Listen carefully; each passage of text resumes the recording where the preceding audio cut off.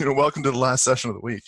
I do appreciate those comments from Scott. It helps me put things in perspective and try to finish strong here for you folks. The closer session I'm doing is intended to leave you with very practical and non-academic things that you could just start doing to engage with your teams. Just want to check this chat and make sure I'm not getting a note. Oh, okay. Sometimes people are frantically trying to get a hold of me and I don't have my Slack open. But I've chosen 4 topics to cover in our time together today. And my goal is to leave you understanding that these are 4 interrelated concepts that enmesh to contribute to an environment of clarity, trust, and respect. So it's crucial conversations, culture of feedback, effective one-on-ones, and personal learning plans. Consider that integrating these practices into your day-to-day is not an event, it's a process. And be kind to yourself when you fail at new things. Just know that you're moving in the right direction, and better is good. Better is good. Don't concern yourself with doing all these things right now. Just decide if one of them should be prioritized in your team, and set about finding a way to create a new habit. The payoff is that we get more consistent at creating an environment that allows each of us to create great experiences for ourselves, for our colleagues, for our communities. Also, we get to continue on our way towards becoming a teal organization. The complexity of how an organization can actually work, where you see highly autonomous people with access to what they need when they need it, working collaboratively across teams, you see structure that responds to the needs in this diagram. It's dynamic, but it's strong.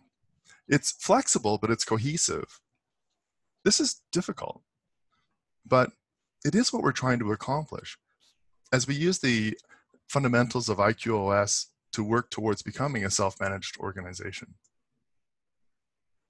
I really hope that this session leaves you feeling empowered and enabled, and with the next step in mind.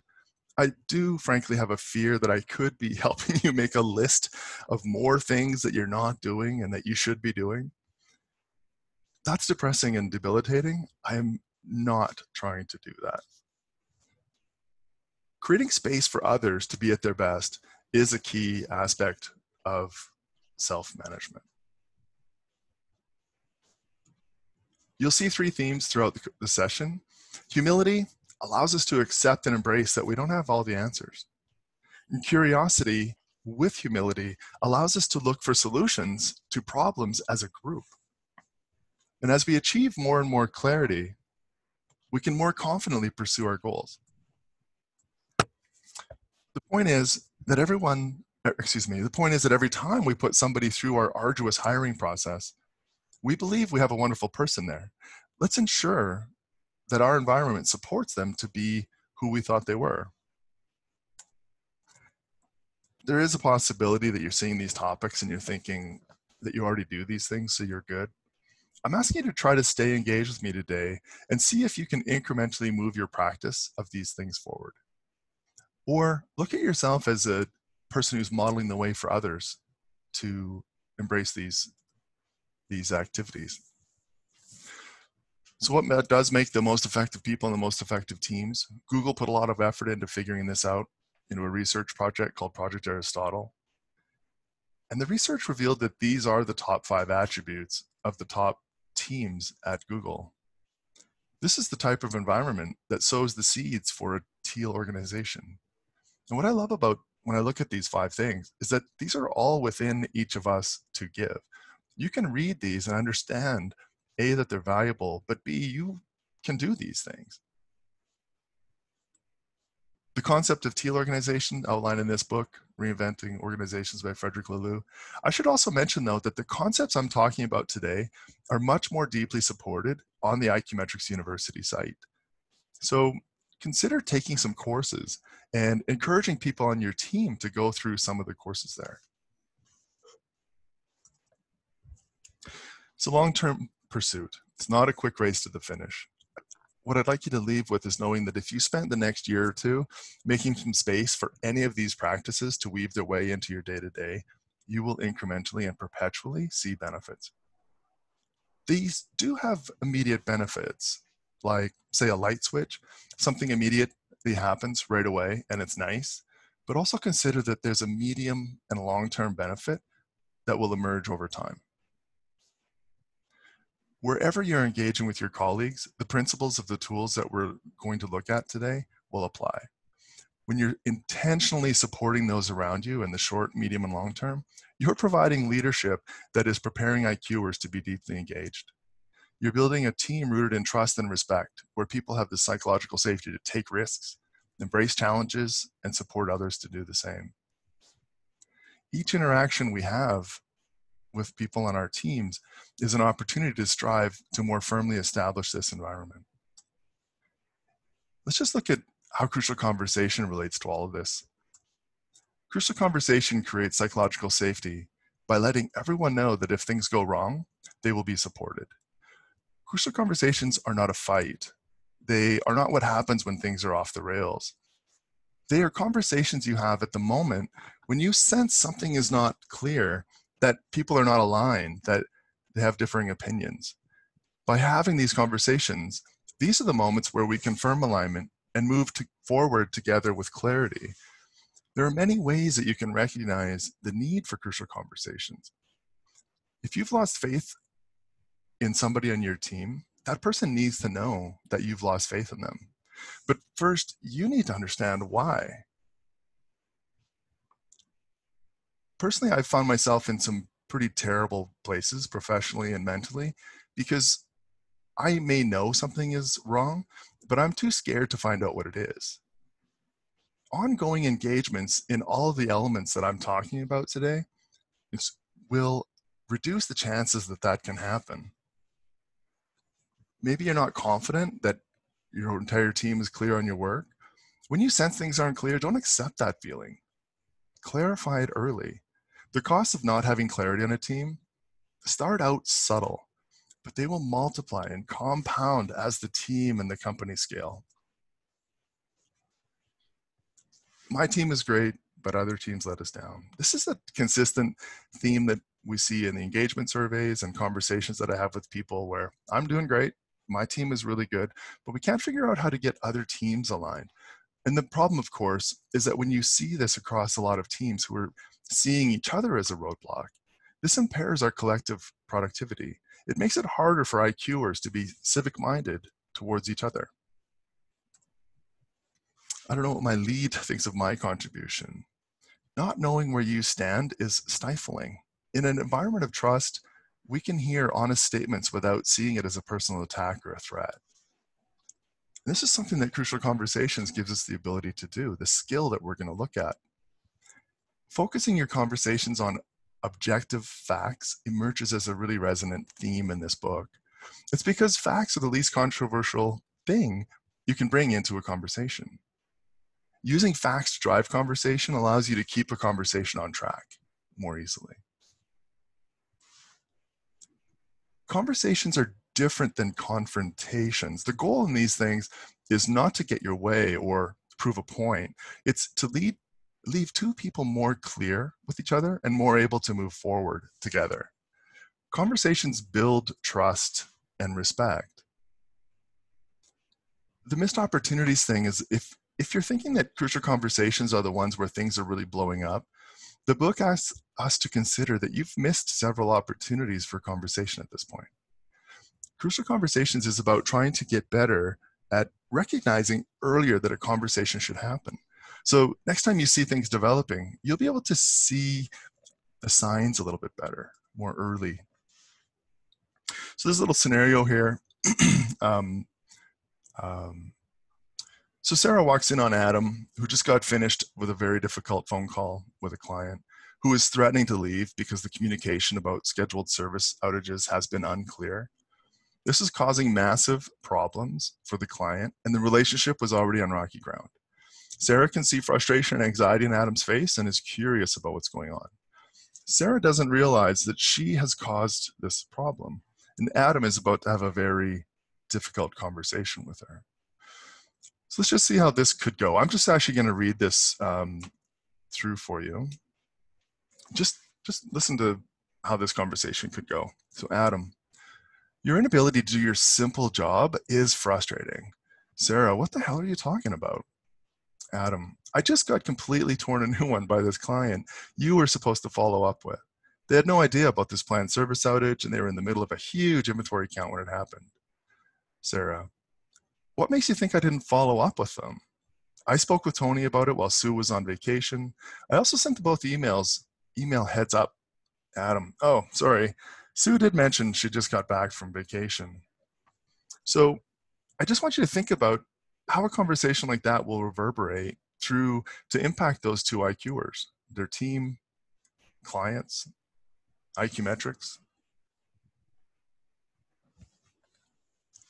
Now I want us to have a look at this model presented in the Crucial Conversations book. I don't need you to memorize this. Just listen as I talk through these next few slides and embrace the idea that there are other ways to have conversations with people that will give different outcomes. So share your facts. This is about keeping it based on objective facts, just much easier to keep the conversation focused that way. Tell your story is about ensuring that they understand why you were talking to them. They need to understand the impact of their actions. And ask for others' paths is about giving space for other possibilities. You're curious about what happened. You're not coming into this conversation assuming you already know. If you've ever had a conversation with somebody where you quickly realize they've already made up their mind, you know this is a bad place to be in. Talk tentatively is an extension of the last point. You're using your tone of voice and language to be clear that you've not made up your mind. Encourage testing is about being open to sharing ideas about how to move forward.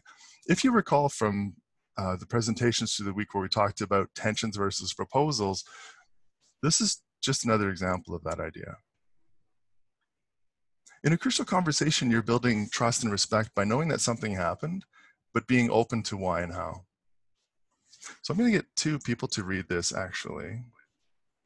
So I'll just get you to raise your hand or do a, not actual, use a Zoom thing to raise your hand, and I'll just pick some people who are willing to read this from the group.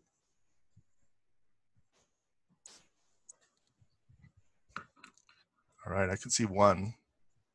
Let me scan here. Okay, I can see two, there we go. All right, Mike Lenzen, will you be Sarah, and Jessica Hamer, can you be Adam? Yeah, sure. Hey Adam, how are things going today? Not the best. I just got this message from Sue that they are looking for another vendor.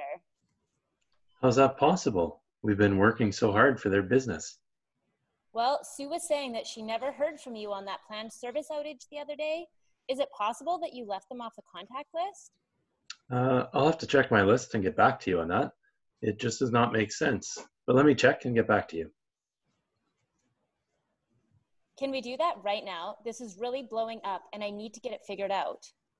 Yeah, for sure. Let's sort this out. Oh, here it is. I spoke to Tony because Sue was on vacation. Here's the email I sent to him with the schedule. Okay, great. This does not solve the problem, but at least we have this part of it covered off. Thanks. Okay, let me know if there's anything else I can do to help with this. You bet. This will help regain a little trust with them and help us move forward. So I just want to ask the group, what is different about this conversation? What impacts do you think this will have on people?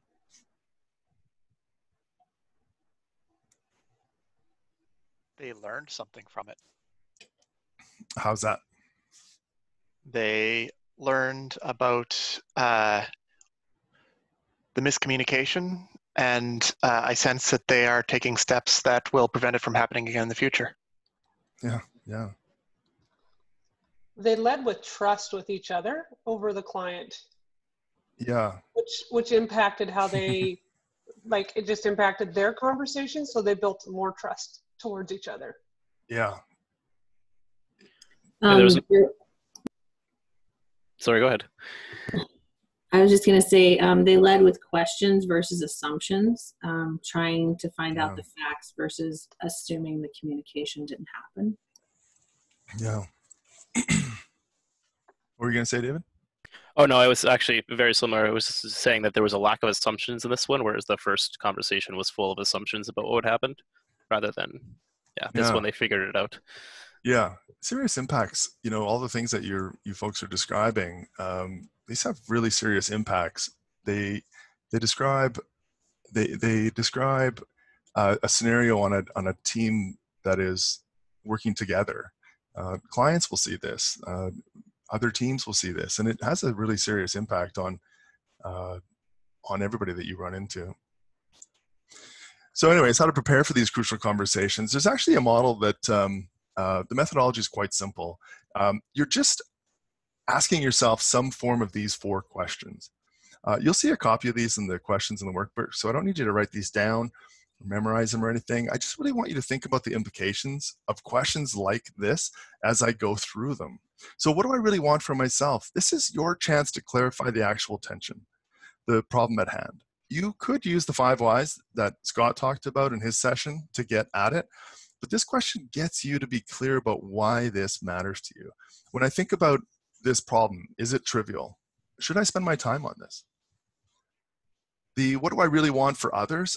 This question gives you the ability to consider how broadly others are impacted by this situation.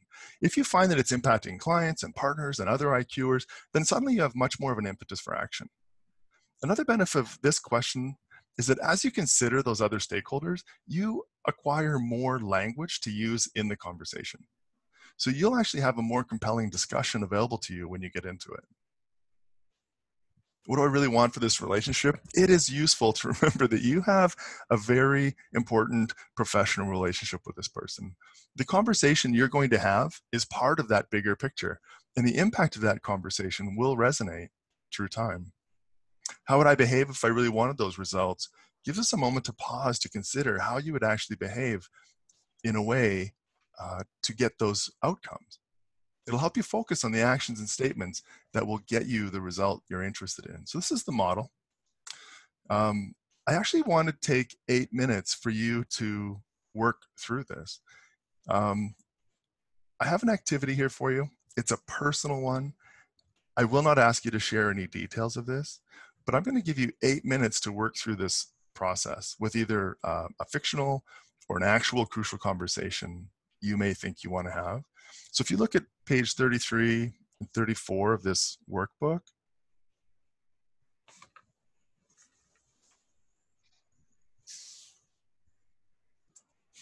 what you'll find is the 4 questions, but you'll also find a worksheet that has some answers pre-filled out to those 4 questions to give you a sense of what you may want to be thinking about as you're doing this.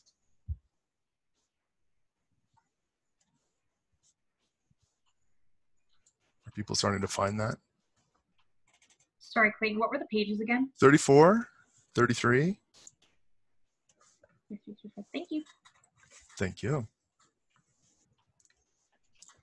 So I'm going to give you 8 minutes to think of either a fictional one or an actual one. And I just want you to answer those 4 questions and kind of go through that process.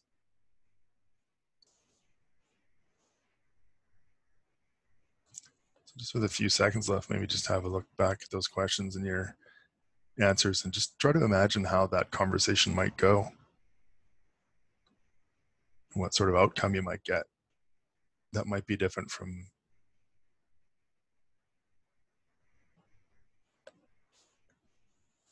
a conversation that you didn't use any thoughts like this.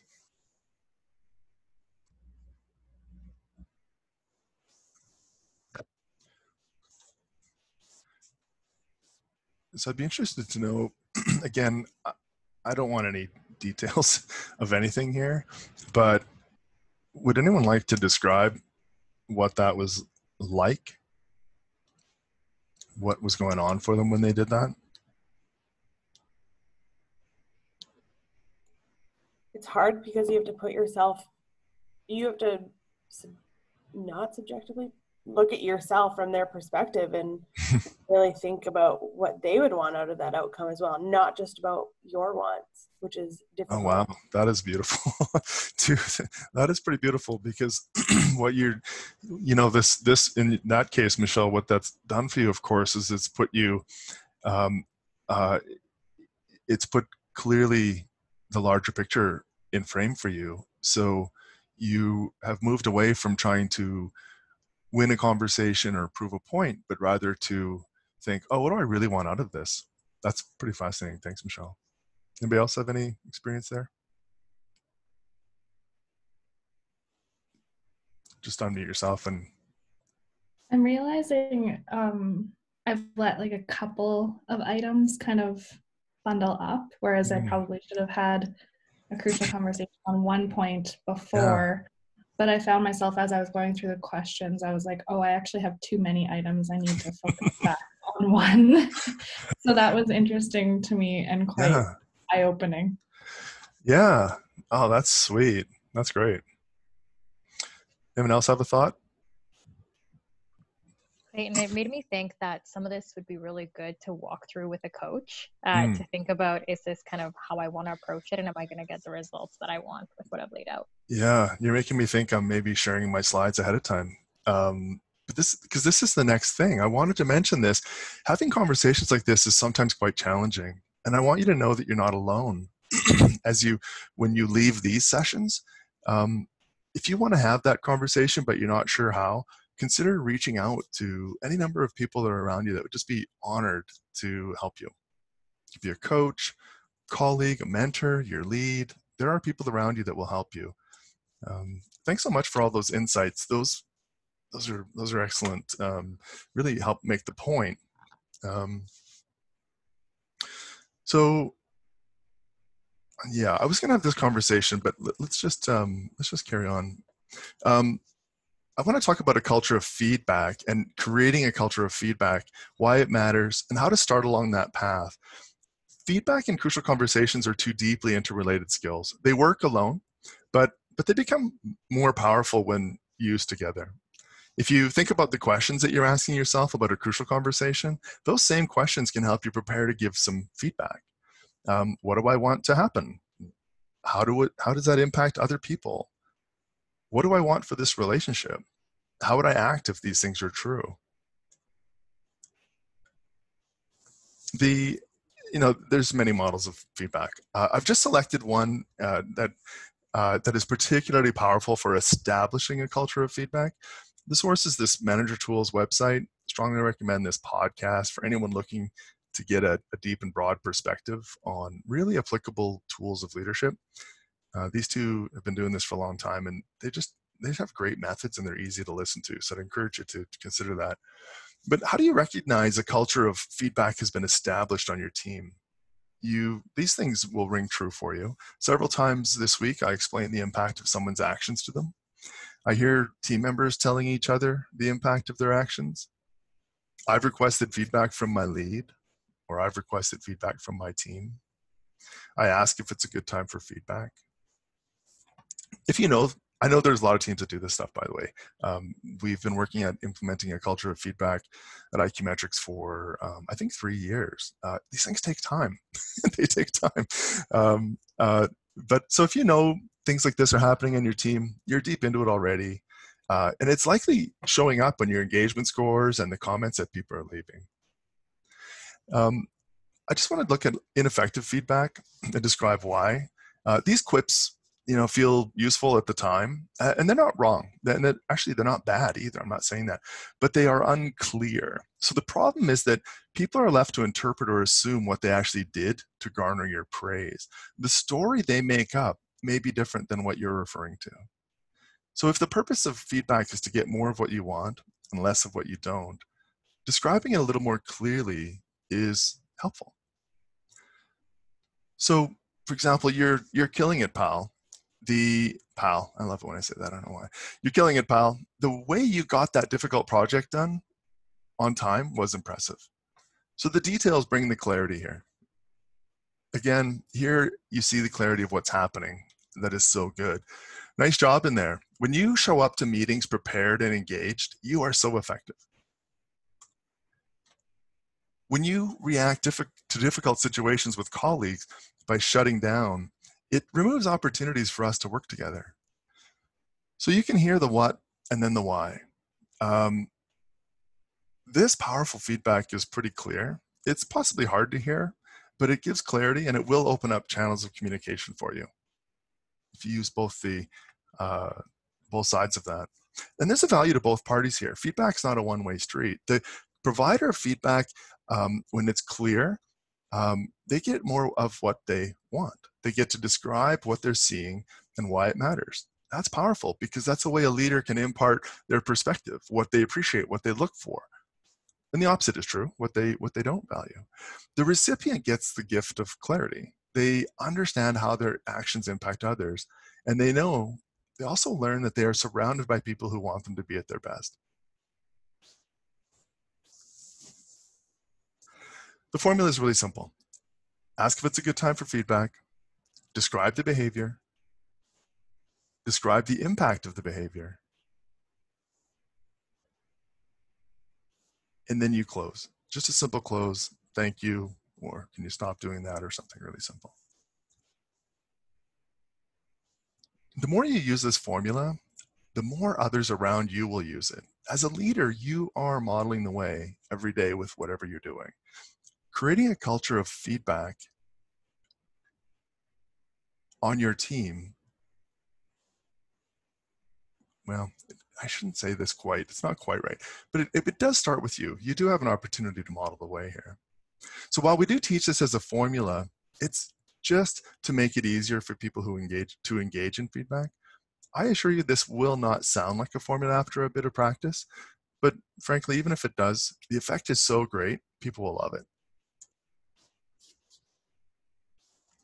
The reason we always ask to give, if it's a good time to give feedback, is because if this person is on tilt, they are not ready to give your feedback the thought that it needs.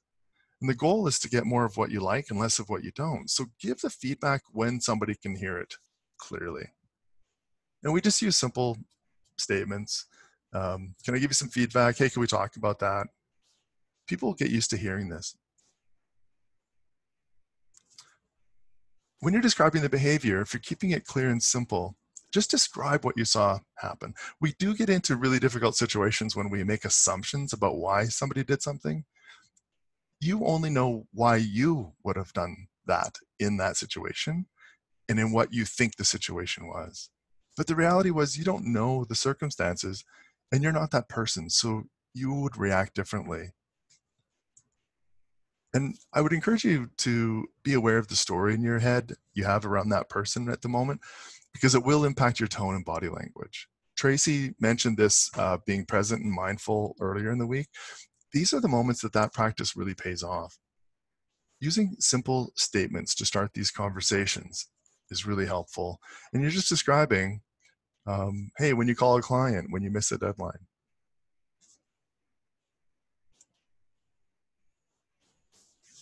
I do want to mention how to handle secondhand feedback.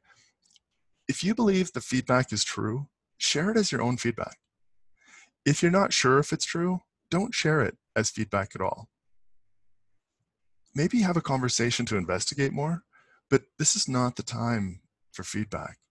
Saying people are saying or I'm hearing. This just leaves the recipient in a very vulnerable place. They know people are talking behind their back. They don't know who. They know people don't trust and respect them enough to talk face to face, and they don't know why. They have a wide range of reactions: unsettled, unclear, unhappy, freshly updated LinkedIn profiles. These things don't have to happen. Does anybody have any clarifying questions about this secondhand stuff? What I'm trying to get at there? I had a question in the Zoom chat. Okay. Want to just say it? Yeah. Do you have any thoughts about the relative impact of affirming versus suggesting feedback? And can you speak to any contexts where you might want more of one other than more or less of each? I think this kind of comes up a little bit later, but This will maybe help expedite that. So what I hear you asking as a question is the merits of using, positive or negative feedback. Is that fair? Is that what you're asking, Vic? Yeah, I get a lot of pushback on, using positive feedback as a primary tool, but positive feedback is really powerful. Because the person gets more and more clarity on what you see that they're doing that you appreciate, and you'll get more of that. And just by virtue of the fact that if you're getting more of one thing, you're going to get less of other things. So if the person is spending more time doing the things you want them to do, they will just spend less time doing the things you don't want. But obviously there are a lot of situations where some negative feedback or affirming feedback, corrective feedback is necessary. We want to create a culture of feedback so that those moments aren't seen as a personal attack. They're actually seen as the gift that they are, the gift of clarity, the value of hearing what you're doing that should be different is really significant. Does that make sense, Vic? Does that help? Yeah, that was really helpful. Thank you. Okay. I do get a lot of, yeah, go ahead.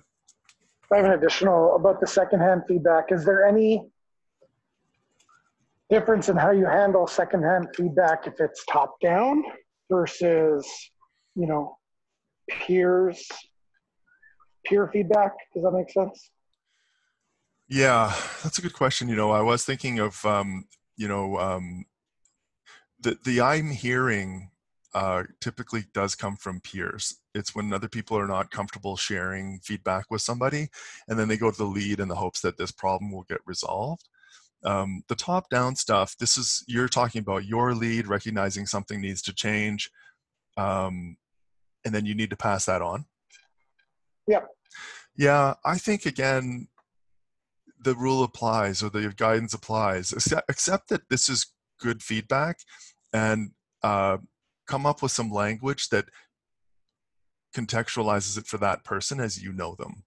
So your lead is a little separated from that person, so they don't quite know all the granularity of the moment, but they see a trend or they see something that they don't like.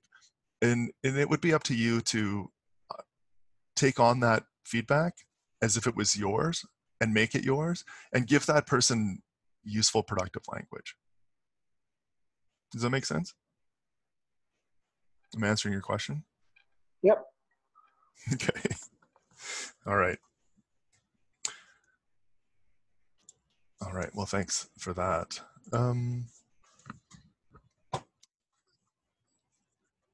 So I have a question following Please, Sean's Gabe, question. Yeah. So if we have a culture of feedback, shouldn't we more encourage, like if it's coming at maybe peer-to-peer could be more difficult if it's coming from top to down, like maybe someone is telling you like, hey, why don't you tell this person this feedback? And then shouldn't you say like, oh, maybe you should say it, and I agree with your feedback or whatever, but it's coming from you. Like, is that what we want to? Gabe, you're right. In the moment, it may be much more powerful coming from the other person. But also, if you don't have a culture of feedback engaged in your group, it can be an extraordinarily scary moment for that person. so the answer is yes, but you know when to do that better than anybody. Does that make sense? Yep. All right.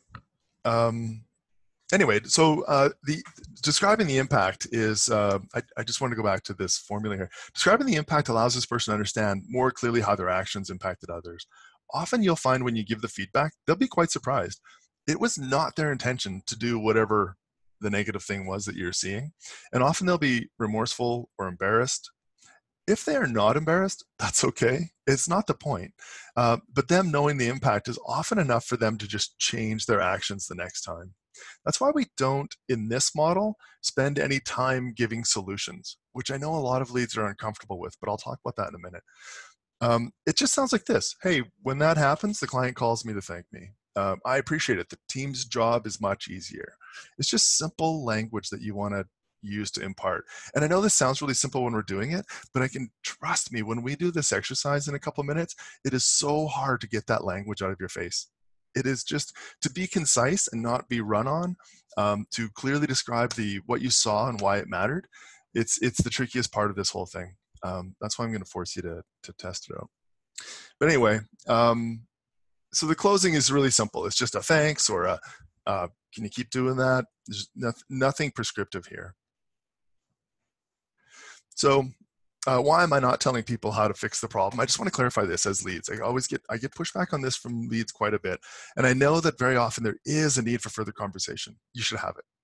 But remember, this is not the only way feedback can happen. It's just a model to help more people get more comfortable with feedback. It gets us on the road to creating a culture of feedback more pervasively. So if you're talking about something serious with a person, this method should not be used. I just want to be really clear about that. But anyways, let's try this as a group. I'll quickly read the following scenario, and I just want you as a group to just tell me some behaviors that you're going to tell this person about, okay? So monthly forecasting and budgeting reports need to be submitted for an upcoming product review board. You notice that all the reporting from your team is on pace to be done on time. A week ago, several of these projects were trending behind schedule, and the effort is quite remarkable. You've run into this IQer in the hall, and you just want to give them some feedback. So just what is some behavior here that you would want to mention? Just unmute yourself and just say, what would you say? What's the behavior? Not the impact, just the behavior.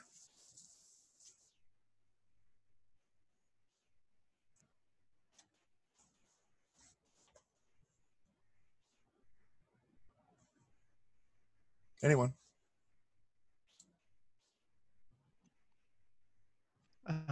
I'll try. I noticed that all of the reporting from your team is on pace to be done on time. Yeah. What's another example of behavior in here that you'd want to see? Or explain? You asking me? Nope. Anybody else? Just looking for different people to mention. Just trying to make the point that in any situation, there's a bunch of different things you could mention. So just for clarity on this, it's that a week ago it was trending behind schedule and now it's on pace to be done on time? Yeah, that's one. That's a pretty nice result you could mention.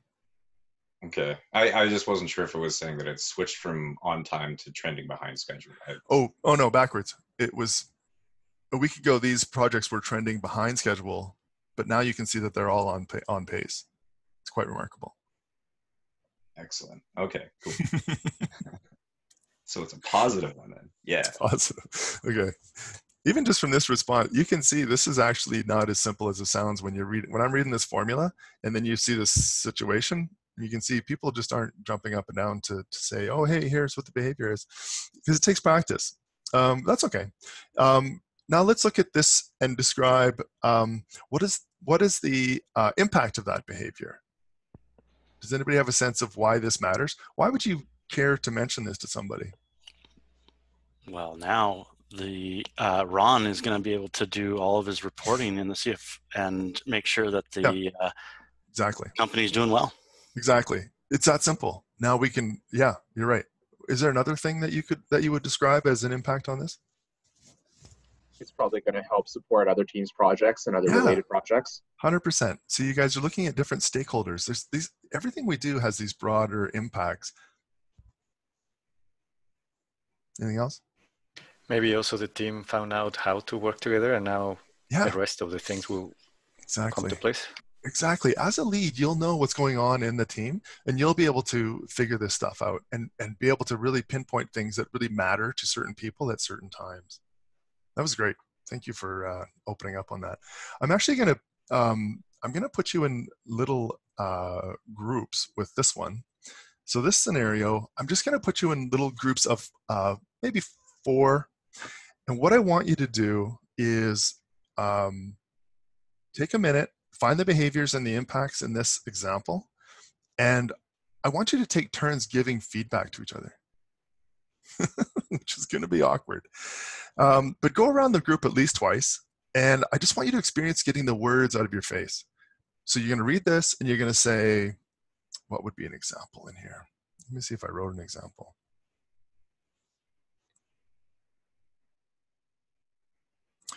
Yeah. Hey, when you're clear about why this delay is happening, it helps me be able to explain it to others. So that's an example. So let me just do this, put you in these little groups here, and I want you to practice this.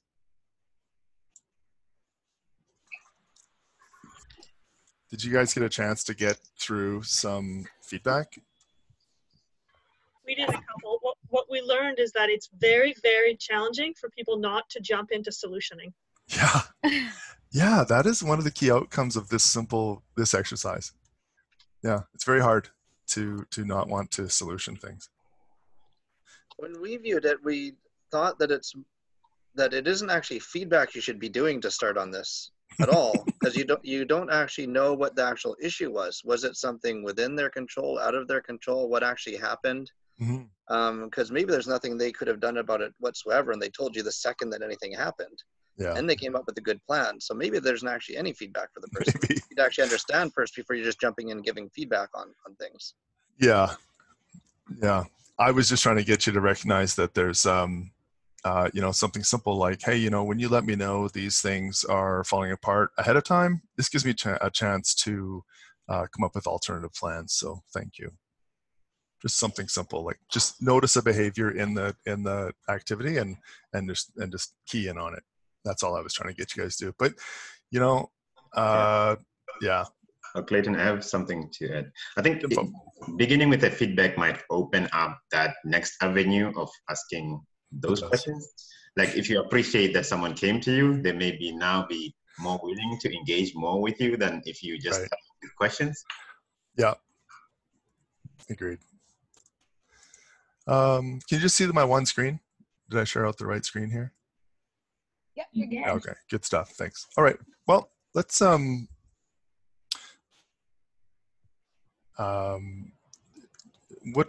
I guess we did talk a little bit about this experience, but what did people find in this experience? Were you able to give some feedback? Or was it too hard? There's too many factors, in my opinion. Yeah. Really. You wanted I could definitely say, pardon? You wanted a simpler one? I wouldn't say simpler, but something with a little bit more details, because you can easily say, well, thank you, I appreciate that you have a solution, but this is a non-feasible option.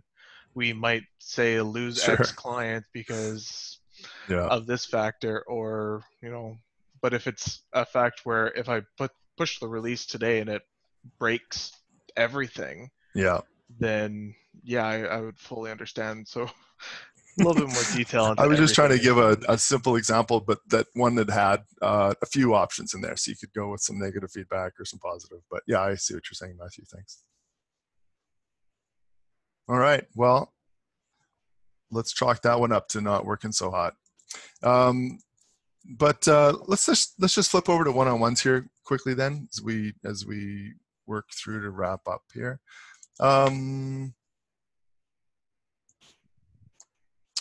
All right, so I get my screen set it up. Let's look at just how these one-on-ones can be meaningful for you.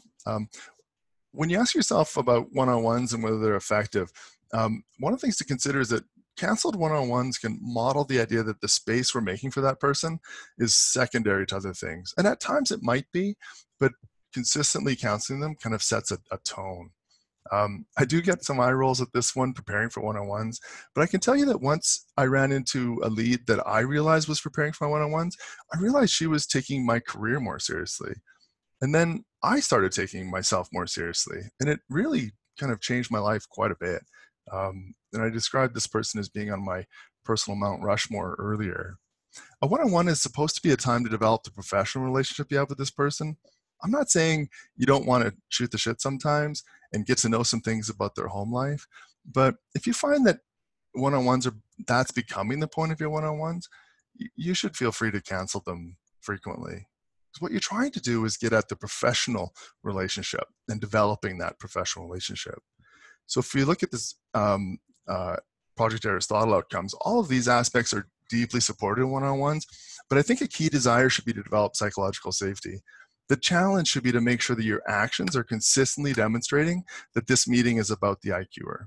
It's the one time where the purpose of the meeting is to create space for them. You can learn so much by creating space for this person. What do they like about their role? What is their opinion of the team? Where do their values align? What drives and inspires them? What demotivates them? Again, I use this model from the effective manager methodology. It's a great place if you want to get nerdy about leadership stuff. But the model is really divided up into three things. You have their turn, your turn, and a closing. So it's really quite straightforward. The cadence of your meetings, I would ask you to be thoughtful about the cadence of your meetings depending on some variables like, are they new to the company? Are they new to the role? Are they struggling in their role? Are they trying new things, new projects, new skills? But the idea is that each of you get a third of the time for yourselves. Well, you get your turn, their turn, your turn, and then together at the end you agree on the next steps. But as you prepare, again, check that story that you have in your head about that person. It'll really help shape the conversation. And it'll also help you figure out, oh, if this is the story in my head, I should talk to them about this. One of the things about self-management is it can feel like abandonment in a way. If when they get immersed in a self-management environment, a risk is that it can feel like an abandonment. It's more independence than most people are expecting, but you can use one-on-ones to stay in tune with where people are at. One thing I do notice, you may sense that something is off, but the IQer in front of you is painting a great picture. This happy picture concept is actually a strategy that some people will use to have their one-on-ones. Paint a good picture, make sure the boss is happy, and get out of there. They just don't quite yet trust that this space is for them. It takes time. Another thing is that sometimes people do get a little bit of a drift, within self-management environment. They can lose clarity and maybe they feel shame at not understanding their direction. I'd encourage you to use one-on-ones to keep these people on course, helping them with clarity. The other thing is that know that there are several places you can look to find areas of focus or feedback for the person or the team. Remember, we're trying to prepare for this thing. You can look at any of these things, and they'll be great sources of thought for you for how to prepare for this one-on-one with this person. There's other things, of course, that you could consider. But I assure you preparing for a one-on-one is quick. First thing, just have to have some non-leading questions in mind. Scott did a nice job of describing the value of this and how to get about this. The internet knows a ton of non-leading questions.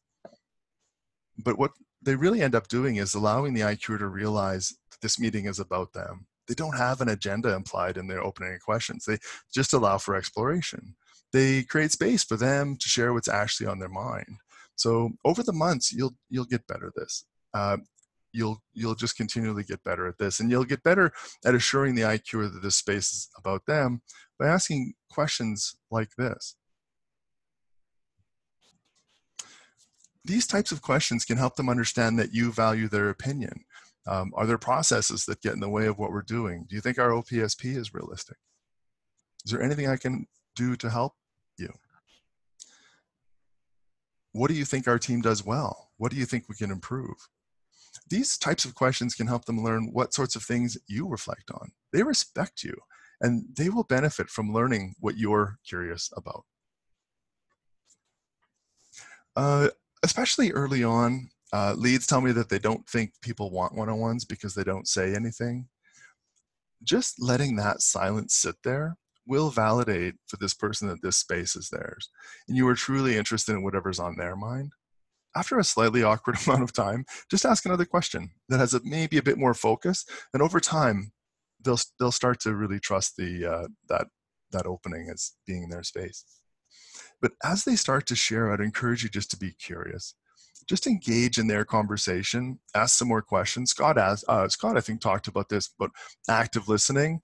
The time for your stuff will come later, don't worry. And just try to keep in mind some of that stuff that Scott, or I think, Scott, some of the early sessions with active listening. Taking notes, it's a new habit for a lot of us in one-on-ones, but it can have a big impact. When I noticed my lead was referring to notes from previous meetings, it again kind of raised the bar on what a one-on-one is, and it showed that it was this person was taking my career seriously. So this is where the conversation turns to your agenda, when it's your turn. If you have time, sometimes you'll actually run out of time, but you just want to simply review whatever it was that you brought to the meeting, or pick up a thread that they brought to the meeting today and be flexible with it. And just use that your time to explore some of those things. The close is simple. You're just agreeing to actions, follow-ups for next time. And that's the whole thing. It's actually just that. I have a case study here, but I can see that we're, the time is not going to really allow for that. So let me just go through this. The case study was reading about a person and just preparing for a one-on-one. But one thing I do want to say, I made this person quite complicated, because as a lead, you should know that your people are complicated. Like, there's an entire human being there with a whole bunch of variables. And the more we can consider that as we're in our one-on-ones, the more benefit they'll have. Just quickly, does anybody have anything they want to share about great one-on-ones that you've had, or the impact of one-on-ones on you?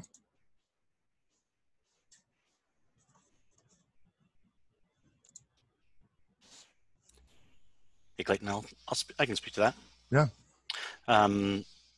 So just to your point too, in the past, when people have come prepared, and especially people that you look up to and people that you respect, when they come prepared and want to see you do better with what you're doing in the role that you're doing, and they ask great open-ended questions, it drives you to be better prepared for those one-on-ones as well. I want to show up for that one-on-one. I want to be engaged, and I want to make sure that I'm making this person proud of me to have them on their team. And when you come prepared and I'm prepared, we play off of each other, and it just creates such a cohesive relationship as well. So, and I hate to say it, but it's just, you're on the same page. Yeah, it's very valuable. Anyone else have experience with one-on-ones they want to share? Yeah, I'll jump in here. I think the biggest one, especially for me the last number of months, as everybody has been going through COVID, but having my lead ask me, how are you mentally doing? Like, how are you doing? Like, not caring about work, not caring about projects, just like, how are you actually doing?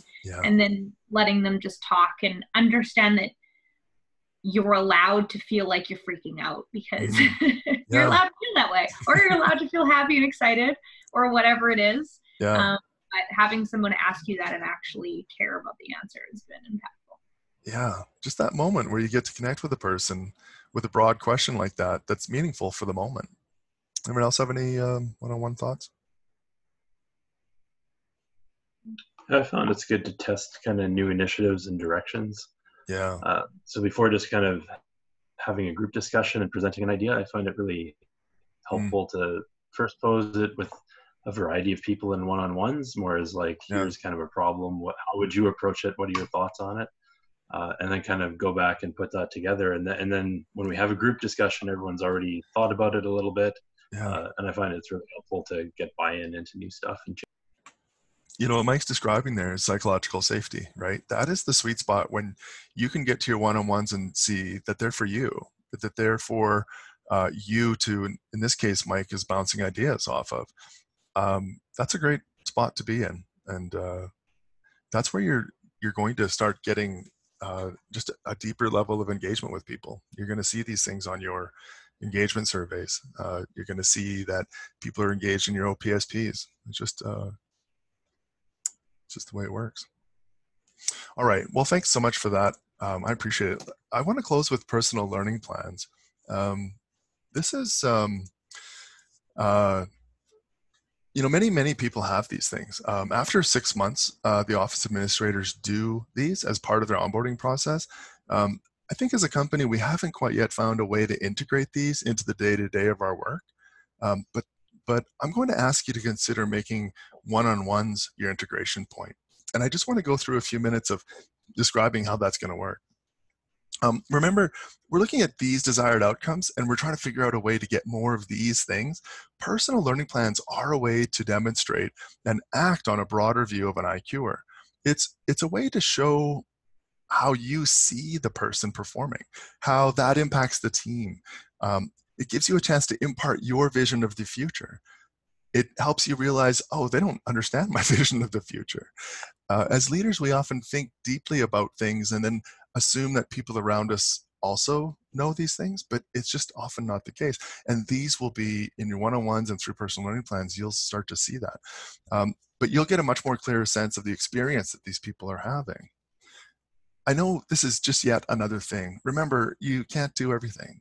But when you choose not to do these things, like the personal learning plans, I want, please make that a decision with purpose, because you've prioritized something else more highly.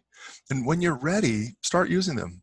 I won't speak for other coaches, but I do have several meetings set up in the coming weeks to do these with people on the client experience team, just to try to get some momentum around these things. These tools can greatly influence the medium and long-term impact that these IQers have on the 100 years that we're working towards. The form itself is really straightforward. It's just a series of questions to get the person thinking about the experience. You can see it. It's in the guide. You don't have to memorize or write down any of this stuff. But what do you look forward to? What makes you feel like you did meaningful work? What would make your experience more meaningful?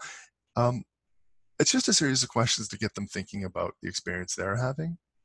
It reminds IQers that there's more than one way to gain a skill as well. You don't, going to a conference, or I guess in the olden days when we used to go to conferences, these are really valuable things, but there are many other ways to learn. Experiential teaches us that, look, maybe there's just another team that you could go shadow with for a few weeks, or to get a skill that they have and then bring it back to our team. Or, just doing something differently, carving out time in your week to pick up a new skill. Could be something that you could do. Socially, just work with a coach, get some feedback. There's other ways to get these skills. Of course, there's the formal stuff, which is the online courses, conferences, or whatever it is. But we're trying to open up people's minds to a broader way of getting skills. And then it closes with getting some specifics written down. The form's most important function, though, to be honest, is a catalyst for conversation and discussion when it's appropriate in your one-on-ones. This is by far the most important thing. When you're getting the forms going, I would encourage you to complete the form for the person. It's valuable. I know, again, more time. Maybe use a one-on-one for it or something. It's valuable for you to complete the form for the person because they are so self-deprecating. You will capture a much better picture of the person than they will of themselves. I've done many of these things, dozens, and the person always just speaks so humbly about themselves. And it's just like, I'm hearing these amazing things and I'm writing them down, and then I show them what I heard and how I wrote it, and they're like, oh, wow. It's like trying to write your own resume. It's very hard. But getting someone else to tell a story about you actually illuminates what they find amazing about you, and it's really quite powerful. So just sit down with them, talk through the personal learning plan, write down your notes, and then just give them the document to review and edit. And then you have to save it somewhere where both of you can get it where you need it. We used to use it in Dropbox. I don't know what the process is right now, but right now I'm just asking you just to keep it somewhere where the two of you have access to it. One of the great outcomes of these documents is mentorship. It's accidental mentorship. As you notice things in their PLP, their personal learning plan, you'll accidentally be mentoring without the stress of having to be a mentor. They may not have a clear sense of reality. They may not realize how amazing they are, or maybe they have a lot of skills to develop to be who they want to be or who they think they are. But you will see skills that they are focusing on and either confirm or clarify that those are the right things to be working on. That's mentorship. You'll see that they maybe don't understand some really good opportunities that are coming up that they would be interested in. And you're surprised when they don't know about it. You'll be able to use your experience and insights to nudge them along. You'll really incrementally just change these people's lives just with these little insights. Career planning is another thing that emerges from these things. career planning is something that many IQers are looking for, especially the ones who don't work here yet. But we'll rely on these people that don't work here yet to build this company over the coming decades. And this is a way to support them to develop medium and long-term career plans. The personal learning plan is going to open up conversations that help you to allocate time and money for people to develop for these medium and long-term opportunities. So when should I be talking about personal learning plans? You'll notice that people are ready for new challenges. The personal learning plan is a way to engage in that conversation. So it might sound something like this. The reason I wanted to do it as a little bit of a read-through scenario is because it depends what happens in the conversation, what happens next. So, hey, I've been noticing that you're getting really comfortable in your role. It seems really well within your skills to get everything done. Are you feeling the same way? So if yes, okay, I had a look at your personal learning plan. Is it up to date? Again, if yes, there's a few ways this can go. If no, obviously, hey, we should update it because you're ready for some changes and we need to get aligned. But if yes, you could identify skills and make a plan. So if their vision lines up with yours, you've got a match.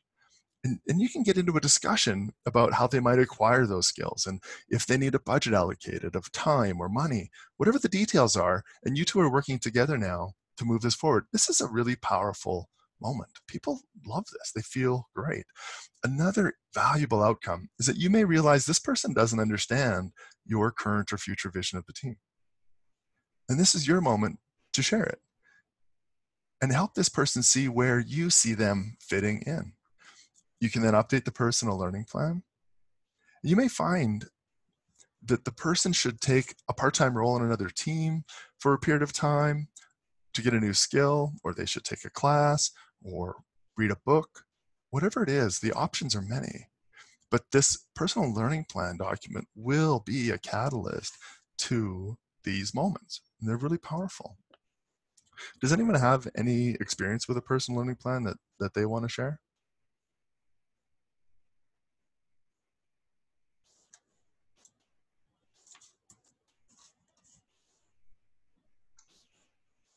Yeah, I've had some feedback from personal learning plans as well. I've had leads look at this and actually find out a bit more about what areas of growth I was actually wanting to do rather than what I was just able to do through my current job. And they've encouraged me to seek out other education through, say, online courses or being sent to conferences. Yeah. And that's something that I'm not sure if I would have had the opportunity to have if I didn't have this outlet to give my lead that information.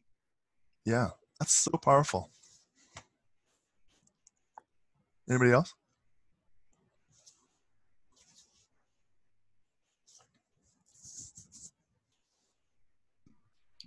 I think for me, Clayton, this is really eye-opening because I don't think I'm consistently using personal learning plans either for myself or with my team. So it's a good reminder that that template's out there for us to utilize, and it makes me excited to look back at that process again. Yeah, Megan, thanks so much for saying that. This is so common. We're a very busy place. There's a lot of stuff going on. We're all very focused on getting these projects done. We're thinking about this week, this quarter, maybe this year. What the personal learning plan allows us to do is plant a seed for something to happen in the future. It also gives clarity for now, so it's valuable. But yeah, this is what we're doing with these things. So Megan, you saying that is probably the experience of most people. It's just the way this process has worked. But anyway, all right. Well, let me wrap this up. So this is what you all showed up here for today, was best practices for an effective team lead. And I just want to demonstrate to you the compounding benefit of adopting these particular practices, which I agree these have been around a long time, but the compound effect of this is quite incredible. And encourage you to be kind to yourself as you work to adopt new habits. you know, consider engaging with an IQU coach or your colleagues. Read a book. You know, new habits are hard. New habits are really hard. I'm asking you to consider picking an area of focus. Just give yourself a long runway to make changes. Think about the long term and invest that time. We have a long and eventful journey ahead of us as a company. Any questions or critique or ideas that you want to share?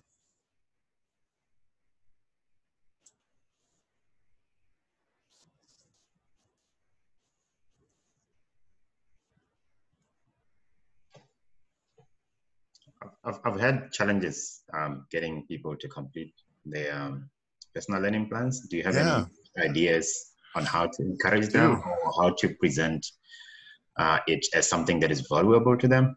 I do. The description of that I gave, I think today is helpful, but I would encourage you to fill them out with them in a conversation. It gets over the humps. People are just so humble and so shy to describe themselves as they actually are, you know, as these really wonderful, skilled, ambitious people. They don't like to talk about that. So I'd encourage you to fill it in with them. And then the other thing is to validate the value of it, which is to say, from time to time, bring it up in one-on-ones.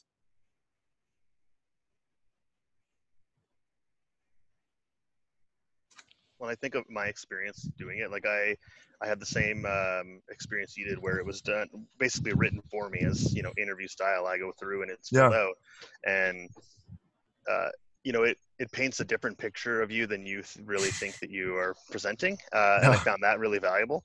And then, you know, I think pumps your tires. Exactly, yeah. And then it's, you see these things and you're like, okay, yeah, I guess if I really think about it that way. Whew, I'm pretty good. And then I find that, yeah, like it's, you know, in busyness, it's easy to kind of drift away from it, and then you stop looking at it. But then just having it and referencing it, you know, in 6 months, or I found ones that I filled out, you know, a couple years ago, and I go back and I think like, oh, these last 2 years have been, you know, I've done nothing. And then I look at it and I'm like, oh, well, these are all the things that I wanted to do. And over time, you can actually see how you accomplish them. And I find that there's a lot of value in being able to have that reference just to understand, you know, where you are in your growth. So. Yeah. Sweet. All right. Well, if nothing else, I hope you enjoy your weekend. Thanks so much, everybody.